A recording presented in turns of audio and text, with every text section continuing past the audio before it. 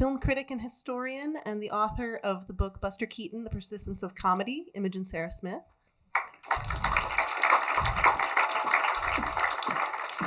And the woman of the hour, film critic and author of Cameraman, Dana Stevens.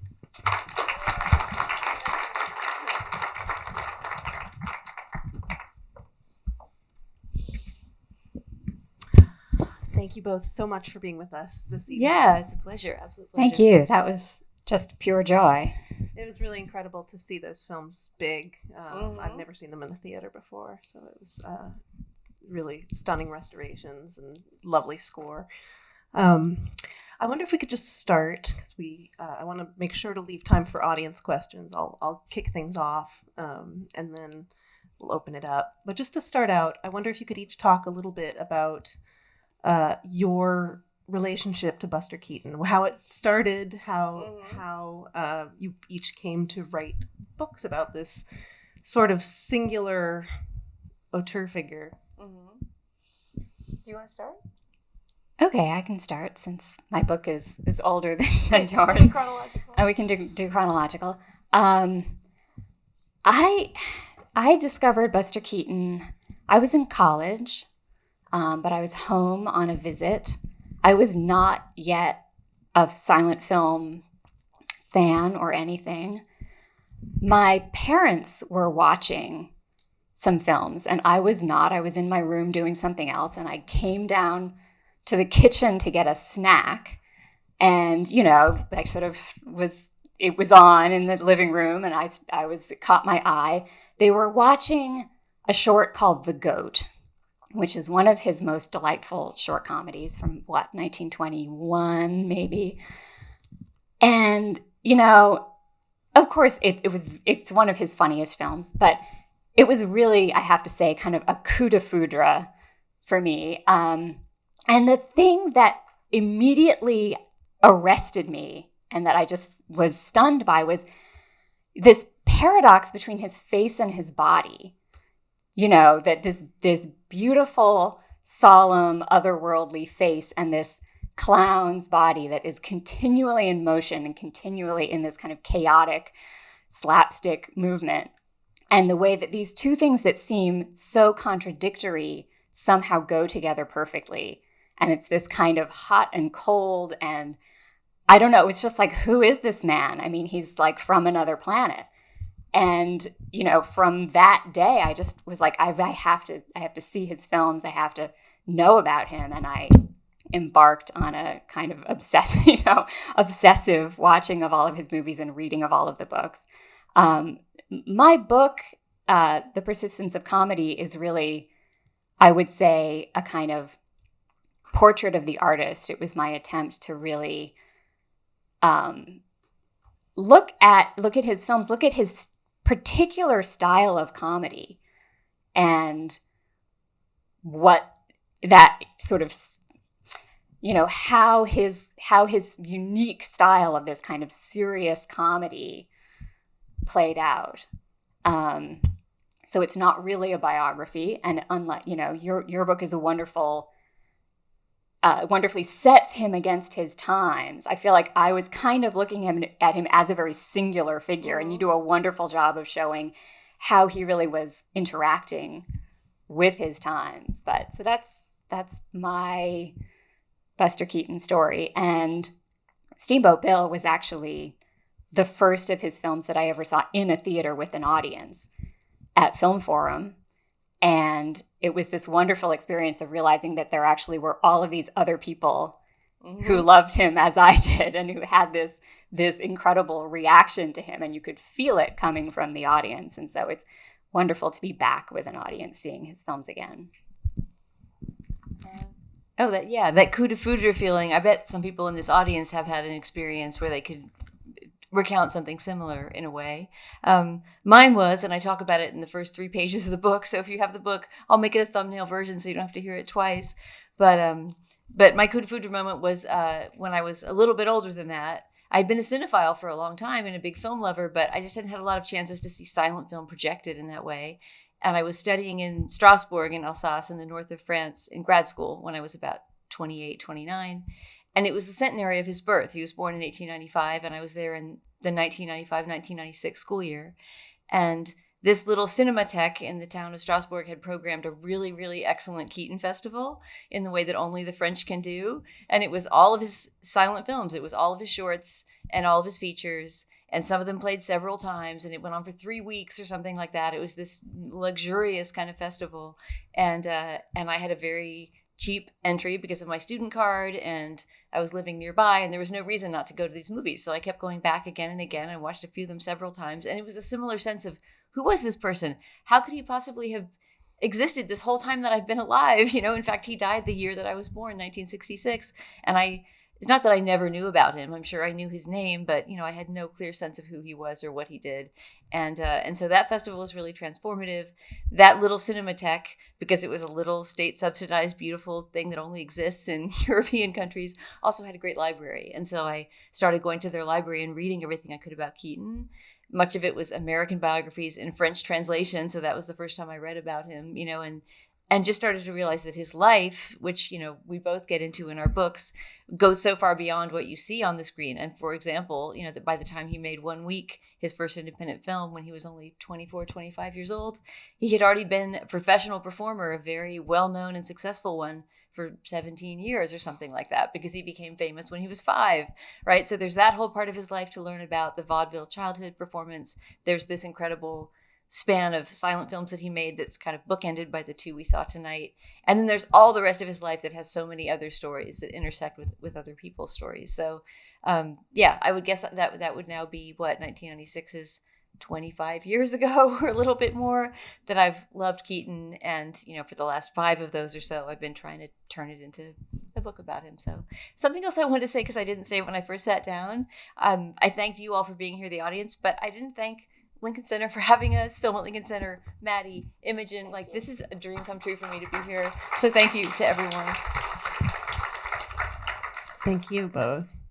I have so many questions that your books raised for me, but I want to start with these 2 films. If you could you explained how they bookended the story of Buster Keaton Studios and his sort of independence. Could you just talk a little bit more about what about these 2 films in particular is sort of emblematic of the work that he did during that period and his sort of creative flourishing? Yeah, let's talk about them as bookends. I'll start with 1 Week and say a few things, and then maybe you can too on 1 Week. So 1 Week is the first movie that he makes solo, that he releases. It's not actually the first film he made as a solo filmmaker, but he chose to hold the other one, the first one that he made, The High Sign, also a very funny movie that was released a couple years later and that you can see everywhere now, because he wanted to make something special for his first film, something that felt like only I could make it. It's nothing like something that's been done before. And I think 1 Week really achieves that. I feel like it's almost the germinating seed for romantic comedy, and you see so much of the future in romantic comedy, including what's the movie with Tom Hanks where the house falls apart, The Money Pit. You see comedy that happened decades and decades later, kind of in that moment in 1 Week. And what else did I want to say about it? Well, you have a wonderful chapter about this and how it was inspired by this actual prefab house movement. Thank you. So. Thank you for reminding me. Yes, this is something that I wanted to talk about with 1 Week, and again, get way more into it in the book, but it's also a topical comedy in this way that might not seem clear to us now. In the world that we live in, the idea of building this house kit is kind of absurd, but in fact, he was kind of spoofing a very big trend of the time, which were these, from Sears Roebuck Company and many other companies, these do-it-yourself house kits that were at their peak of popularity right then in 1920 when the movie was made, and around the turn of the century, because of all kinds of demographic shifts in American culture, including the expansion of the railroad and the moving of people from the country to the city. In fact, I don't think this made it into the book, this fact, but it's a foundational fact for it, is that in 1920, the year 1 Week was made, was the first year of the census, the U.S. Census, which happens every 10 years, right? It happened in 1920. And in that census was the first time that there were more Americans living in cities than living in rural locations, and it was really a moment of kind of crossover that America started to become an urban city. And you often see that when you're reading about kind of urban histories of the U.S. 1920 is this turning point. And obviously Keaton was not trying to comment on that fact, and certainly didn't know about that census fact, but he's channeling that energy in the culture of, housing starts suddenly growing and real estate being a new place to invest. And, the idea that young couples don't have to just inherit the farm from their parents. They could build their own house, and maybe they could even order it from Sears or from the Portable Home Company or whatever it's called in 1 week. And so 1 week is this kind of delirious parody of that. And also very specifically, as I also write about in the book, although it's not my discovery, is it's not spoofing, but sort of playing on this industrial short that had been made the year before in 1919 called, what was that one called? Homemade, yes, Homemade, of course, which shows a couple building a house kit. It's kind of a dramatization of what it would be like if you went to a home company and built a house kit. And it was something that would have been made by the Ford Motor Company, shown for free before various movies that you went to see. It was almost like an advertorial that you saw before a movie, and was something that Keaton certainly must have seen in 1919 because he cites it in some very specific moments in this movie. But he's not really, I don't think, trying to make a commentary about, the new housing economy or, the new kind of urbanized way of living in the U.S. He's just grabbing something, as he did, magpie style, from the culture of his time and getting as many laughs as he can out of it. And what clearly would have appealed to him about that is just, he loved anything mechanical, and he loved, he had this kind of mind for physics and for the mechanics of things. And he was the kind of person without any kind of formal education who could, sort of take a engine apart and put it back together again, and could build these sort of Rube Goldberg machines, the kind of thing he also does in Steamboat Bill when he rigs up the ropes to run the steamboat. That's the kind of thing he actually could do. He just had that kind of mind. And so seeing this, but then he takes this commercial, which is about, look how smooth and easy it's going to be to do this. And then, of course, he thinks about all of the ways that it could go wrong. Where I see also 1 week as so seminal is that it really looks forward to this particular style of film that he made, which is also The Boat, which is another short comedy, which is actually made as a kind of sequel to this film. He brought back this actress, Sybil Seeley, who I know is yours and my favorite of his leading ladies, to play his wife again. Now they have 2 little kids. They embark on this boat. A few years later, he makes The Navigator, which is Buster and, the girl on this ocean liner. Then he makes The General, where it's a train. But these films, which are entirely based around a single prop, and which have this really kind of streamlined, stripped down quality, which is the thing that was so unique about that nobody else was making that kind of film. And it really channeled his particular vision, and I think Steamboat Bill is kind of this other more character-based comedy that he did. But 1 week is really somewhere you can see him out of the gate, having this particular vision, which he then returned to throughout his career. Yeah, I even saw that. I hadn't thought of it when we programmed these two together, but it makes complete sense that gag of the falling house, right, the great climax of Steamboat Bill Jr., it develops throughout his career, right? It's first in a short he made with Roscoe Arbuckle,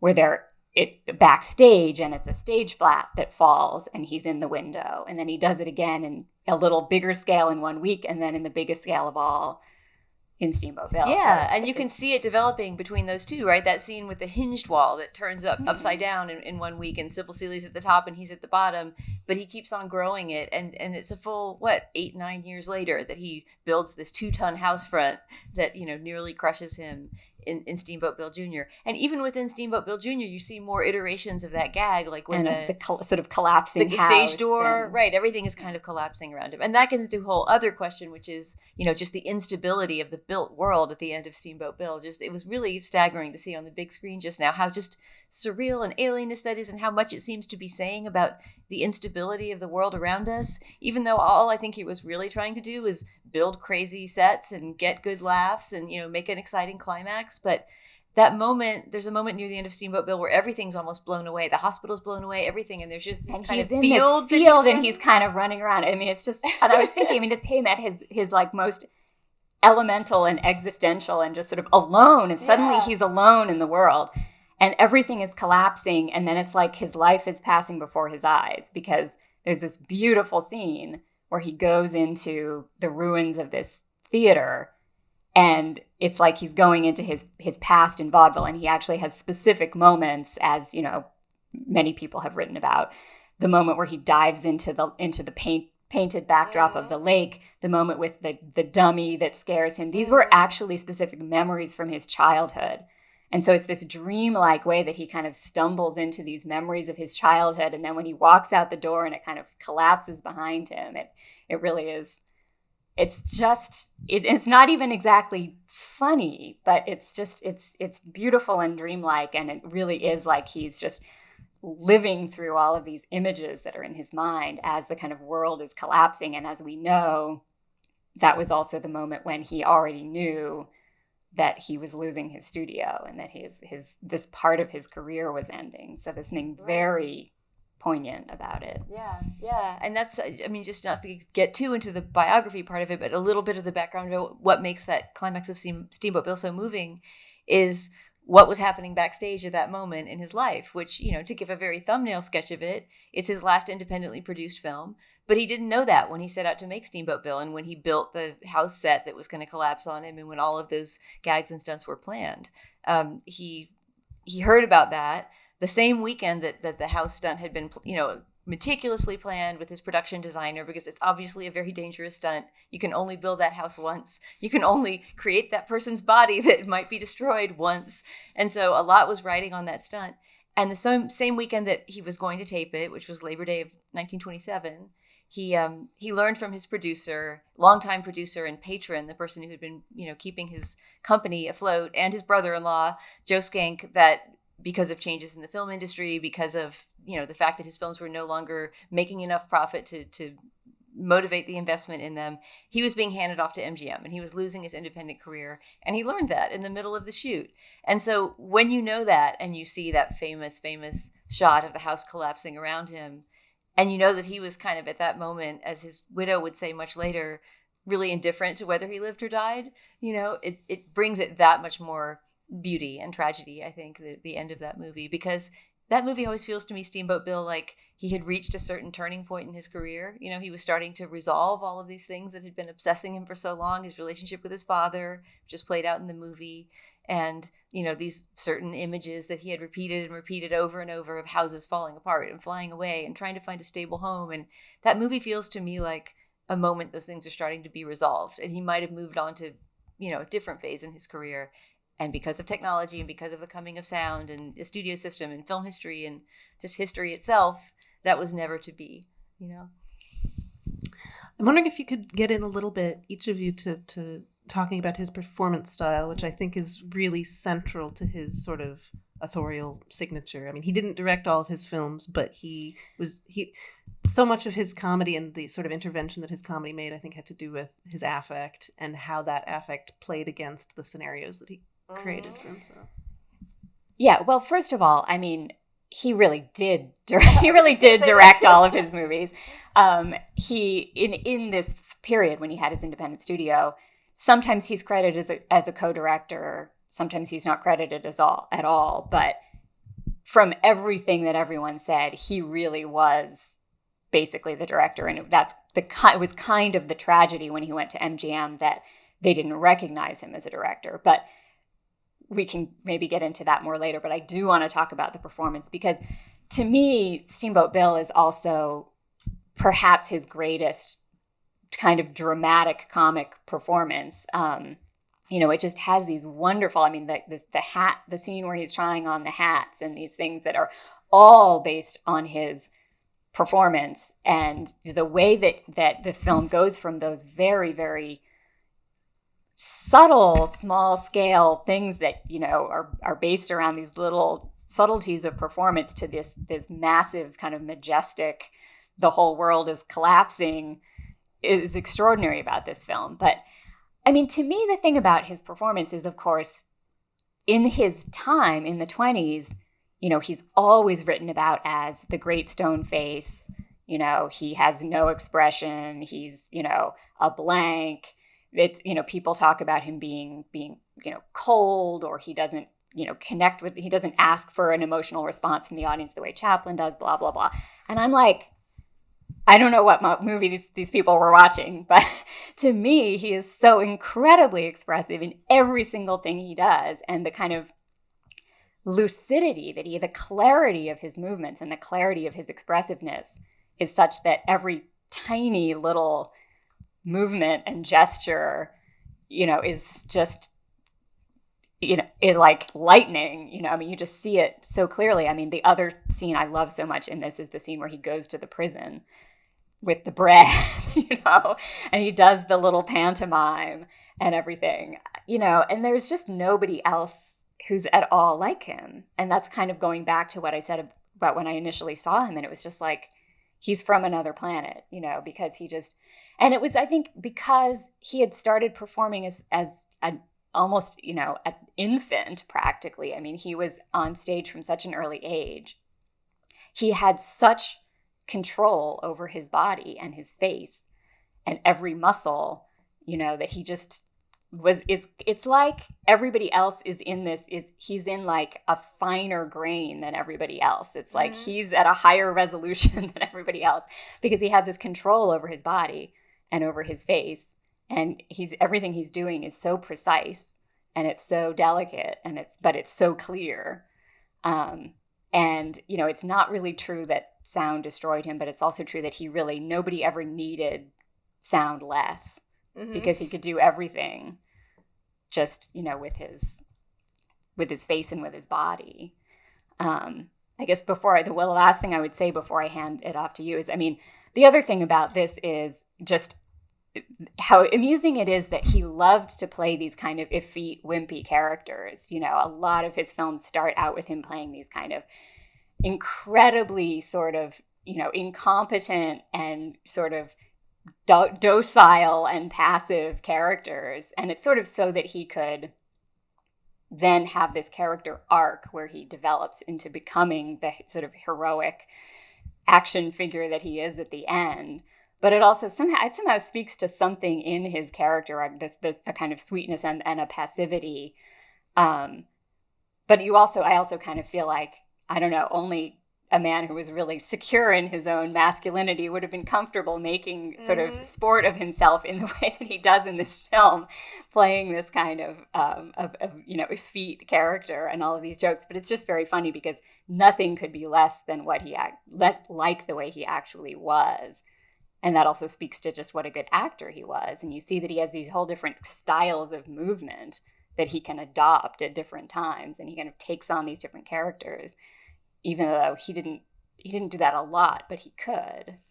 Yeah, I mean, actually what you were just saying made me think of something I hadn't quite thought of before, which is that he's always, in his silent films, creating these structures that question masculinity. At the beginning of this movie, it's him versus his father in a way that was very similar to him versus Joe Keaton, his real-life father, in their vaudeville act, which is the big hulking guy, who's laughing at the effeteness of the little wimpy guy, but who's also getting outsmarted by him all the time, right? But there's many, many other movies where, whether it's because he's this kind of rich dimwit who doesn't know how to do anything, like in The Navigator, there's all these moments where he's not the masculine ideal, and the story of the movie is more or less, in this movie, it honestly is to a large extent a questioning of that masculine ideal, right? But it is also at the end him coming around to being this hero who physically comes to the rescue of all these people, including his father.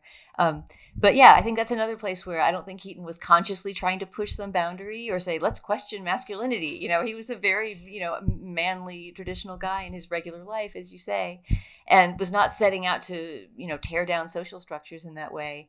But because he was such a precise observer of human psychology and of, social psychology and of the world around him, I feel like all that gets inscribed into those performances. I want to leave time for some audience questions, so I'm going to open it up. I have more questions if we need more prompting, but go ahead.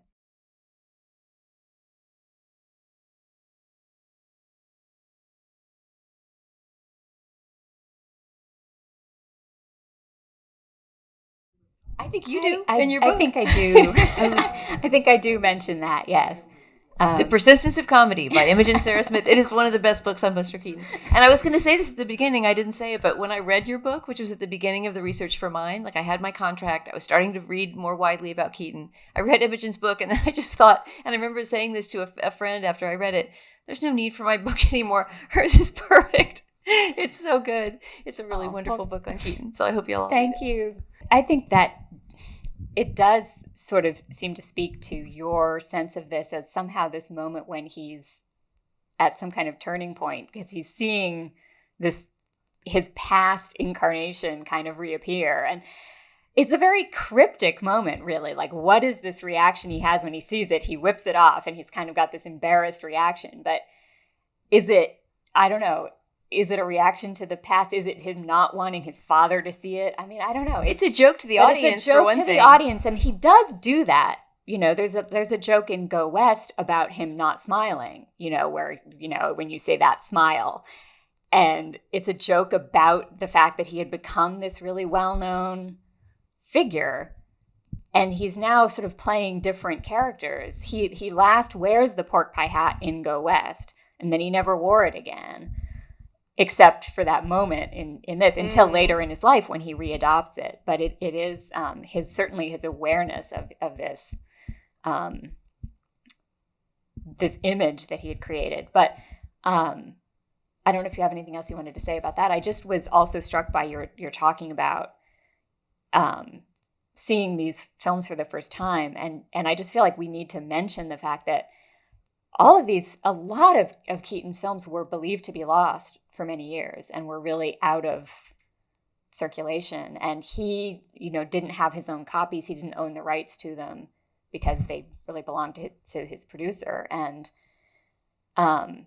fortunately, someone came along, mainly Raymond Rohauer came along and tracked down all these films, and all of his films survive. But it really was this matter of searching all over the world, and some of them were found in Europe, and some of them were found in the house that he had left, Right. But the fact that we have these films and that they've now been restored and they look so beautiful and they're now easy to see is such a triumph, because he went through a period of his life of thinking that most of these were gone. Yeah, and if not for a few years at the very end of his life, he would probably have died thinking, all of that silent work I did is just not valued by anyone and it's all lost. The question is how much of the fastidiousness and precision that he brought to his work was consistent with his personality outside his work. Do you want to start? I have lots to say about that. I see that as being consistent with his personality, yes, but for much of his youth, his work was so synonymous with his life that there wouldn't have been many other places for the fastidiousness to express himself. But I'm thinking of other stories about ways that he was a perfectionist in his life.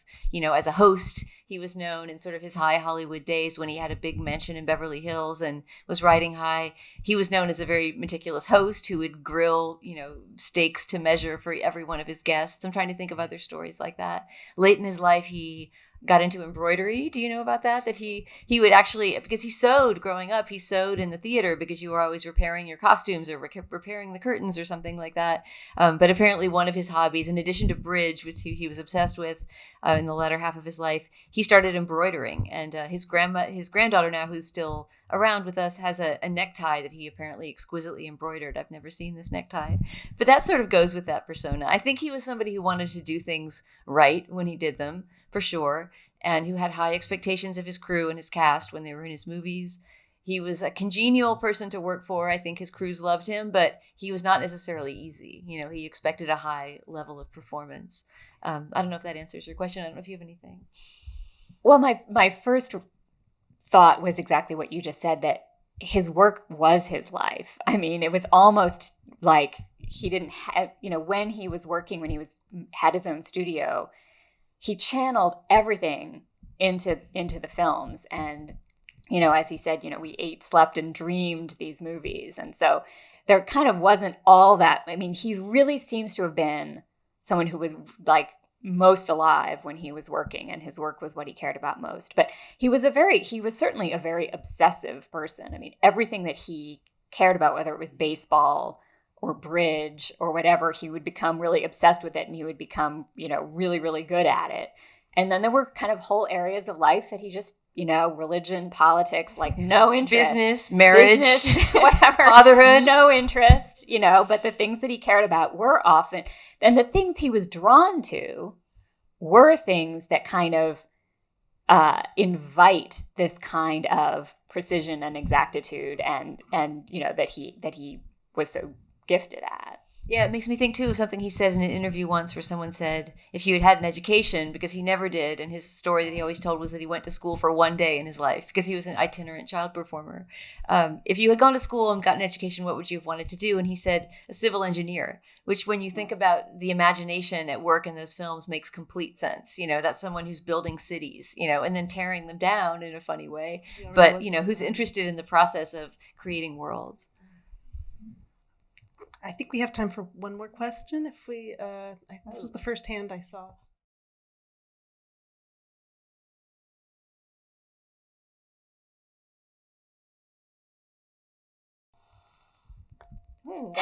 That's a variation on something people have asked me before that I don't have a good answer to either, which is who would play him in a biopic now, which with the young Buster, I got nothing, like someone who can do those stunts and act in that way. Maybe as an old man or a middle-aged man, I could think of a person, but there isn't anybody who has that training in their body. Maybe if you went to the circus and found some kid who had grown up in the circus, you might be able to find someone capable of that comedy.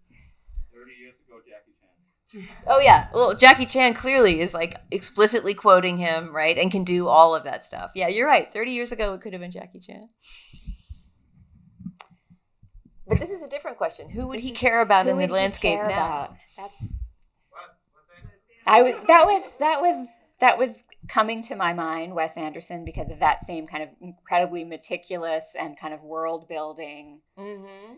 But I mean, I don't know if I'm going to come up with a name, but I would just say, he was really fascinated by technology. And, the thing about films today is, films today that have a lot of action and stunts, it's like, it's all just done digitally now, and he was such a stickler about doing things authentically. And so I think he would have been, I'm trying to think of what aspects of technology he would have been really interested in. But I think the idea of just like, well, you have the guy, falling off the skyscraper and whatever, but we're just going to create it all digitally. Like, right. I don't think that would have impressed him. Maybe some of the Tom Cruise stunts in Mission Impossible, where he's really, supposedly at least, really clinging to the airplanes. There was something else I was thinking of too. There was a Keaton-esque stunt in something recently. Oh, it'll come to me. But ask me the next question. I had a conversation recently about whether he would have a kinship with the Jackass folks, which I think there's a lot to that. Except that he didn't do dirty jokes at all. So as long as they keep it clean. And he didn't laugh at his own gags, which the Jackass guys do. Well, I think we should, just in order to make sure we have time for the book signing element, which is the final piece of this evening, I think we should leave it there. But Dana will be at the table that you passed just on your way into the theater. Books are available for sale, thanks to Shakespeare and Company. And I think at that, we'll just leave it there. So thank you. Thank you all. Thank you. Have a good night.